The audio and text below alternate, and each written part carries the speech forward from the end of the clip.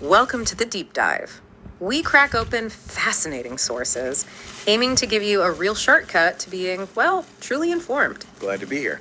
Today, we're looking at something maybe a bit obscure, but it's a great way to understand traditional medicine, the good and sometimes the tough parts. We're diving into a remedy with a name that honestly sounds ancient. Chrysarobinum. Right. Or maybe more evocatively, Goa powder, also known as Indira aroba. It definitely carved out a niche for itself. Especially for skin problems, right? That's what I gather. Exactly. Really challenging skin conditions. And our guide for this is William Boericke's Homeopathic Materia Medica, a classic source. A very detailed one. It lays out the properties, the uses. So our mission for you today, let's unpack Chrysarobinum, what it is, its uses, and really importantly, the cautions. Because Boericke flags that right away. He does. He states its primary action quite clearly. It's a powerful irritant of the skin. No bones about it. Okay, so an irritant, but then used as a treatment. That seems interesting. Well, yeah. It's intriguing how that very irritant quality was kind of deliberately harnessed. Boericke lists quite a few conditions where it saw success. Like what? We're talking things like ringworm, psoriasis. Okay. Common enough issues even today. Right. But also herpes tonsurans. That's a specific scalp ringworm. And even acne rosacea. Wow. That's a pretty broad spectrum. It's just they were maybe throwing something powerful at difficult problems. That's a fair assumption, I think. Right. In the absence of really precise diagnostics like we have now, sometimes a potent broad spectrum approach was the go-to. So if it's irritating the skin, how did that look? I mean, did Boericke describe the lesions it was used on? Anything specific stand out? Oh, definitely. He paints a very vivid picture. You get descriptions of vesicular lesions like little blisters or squamous ones, so scaly. Okay. Often with foul-smelling discharge and crust formation. Grim. Yeah. But here's what's really notable. He mentions these lesions tend to become confluent. Confluent, Yeah. meaning they'd spread and join up. Exactly. They'd merge together until, and this is his description, it gives the appearance of a single crust covering the entire area. Wow, just one big crust. You can almost picture the discomfort. Absolutely. It speaks to a different medical philosophy, perhaps, using strong counter-irritation to sort of draw out the disease. It's quite different from many modern approaches. It certainly paints a stark picture. The suffering must have been significant. What about other symptoms? Did patients feel anything besides, well, having a giant crust? You mentioned itching earlier. Yes, precisely. Violent itching is the term used. Violent itching. And the source is specific about where typically intense on the thighs, legs, and also the ears. And was it just itching or?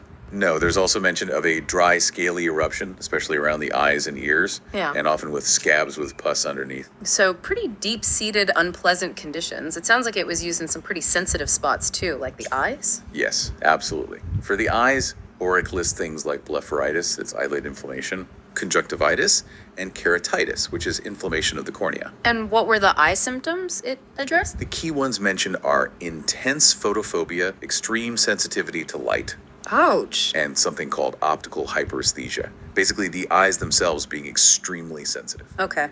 And you mentioned ears too. The description for the ears in Boericke sounded particularly graphic. Is quite vivid, yeah. Yeah. Primarily for eczema behind the ears. And the description emphasizes severity. A filthy, scabby condition with tendency to form thick crust. Filthy and scabby. And he even noted it could be so bad that, quote, the whole ear and surrounding tissue appears to be one scab. Good grief, that really drives home the kind of conditions they were facing, and maybe why such a strong remedy was considered. It really does. The need for something potent was clearly there. So, okay, it's potent, it's aggressive. Chemically, what's going on? Does Boericke explain why it's such a strong irritant? Any links to other substances? He does touch on the chemistry, and it's quite revealing. Chrysarobinum contains a compound called chrysophen. Chrysophen. Okay, and this chrysophen, especially when it's, exposed to air or applied to the skin, it rapidly oxidizes. It changes Into what? into chrysophenic acid. Chrysophenic acid. Wait, that sounds familiar. Have I heard of that elsewhere? You might have. And this is where it gets really interesting about interconnectedness in nature. Chrysophenic acid isn't unique to Goa powder. Oh, where else? It's also found in pretty common plants like rhubarb and senna. Rhubarb. Seriously, the stuff people cook with. Well, yes, the plant contains it. It doesn't mean eating rhubarb pie gives you the same effect, obviously. But the chemical compound is there. Huh. That is a genuine aha moment. It's like finding out about distant cousins in the plant chemical world. Exactly. Nature reuses its building blocks, so this powerful, specific remedy has a link to things we see more often. Fascinating. So, how did they actually use this stuff? Dosage, application. Boericke gives clear guidelines. For putting it on the skin, locally, it was used as a cerat. A cerat, like an ointment. Yeah, basically a waxy ointment. The mix was 4 to 8 grains of Chrysarobinum per ounce of Vaseline. Okay, quite specific. And internally, did they take it too? Yes, but in much more diluted forms. The text mentions the 3rd to the 6th potency. That reflects typical homeopathic practice, highly diluted preparations. Right. And given everything we've heard about it being a powerful irritant, I'm guessing there was a big warning label, especially for the skin application. Oh, absolutely critical. Boericke is very explicit. When used externally, it should be used with caution. Caution because. On account of its ability to produce inflammation, it's not a subtle side effect. It's inherent to what it is. So you had to be careful not to basically cause the problem you were trying to fix, or maybe worse. Precisely. It underlines that fine line with potent natural substances, therapeutic effect versus adverse reaction. They're still figuring a lot of this out. What a deep dive this has been. So Chrysarobinum Goa powder, a really powerful historical tool, mainly for tough skin conditions like psoriasis, severe eczema. We heard those graphic descriptions.